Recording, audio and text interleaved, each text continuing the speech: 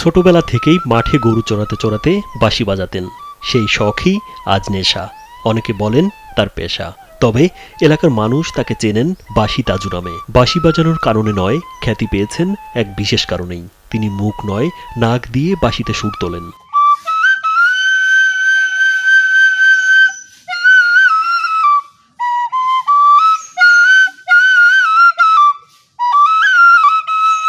মানুষে কয় এই কি তাজুল ইসলাম নাকে বাঁশি বাজা। নিন মজাদার গোলমার্ক পপ, হুড়মুড়ে বাইটে ফুরফুরে লাইফ।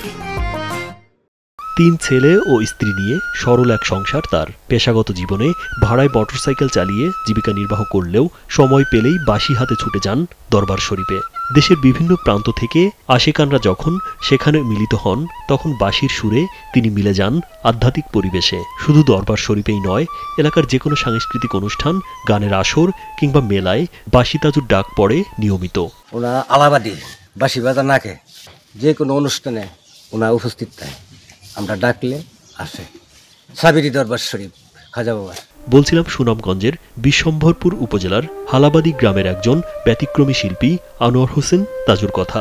তিনি জানান, বাঁশি তার দেহের একটি অংশ। নাক দিয়ে মুখ দিয়ে যেভাবেই হোক বাঁশি বাজাতে পারেন।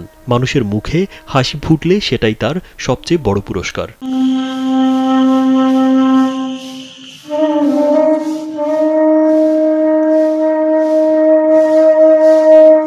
থেকে বাঁশি বাজাই আমি। আমার বাঁশি মানে বাঁশি যে বাজাই, বাঁশি লাগে আমার একটা সঙ্গীত। এই সঙ্গীত আমার ভালো লাগে, খুব ভালো লাগে, বুঝছেন। এটা আমি সবসময় বাজাই, মুখ দেওয়া বাজাইতে পারি, নাক দেওয়া বাজাইতে পারি, কোনো সমস্যা নাই। এটা আমার একটা মানে দেহের একটা অংশ।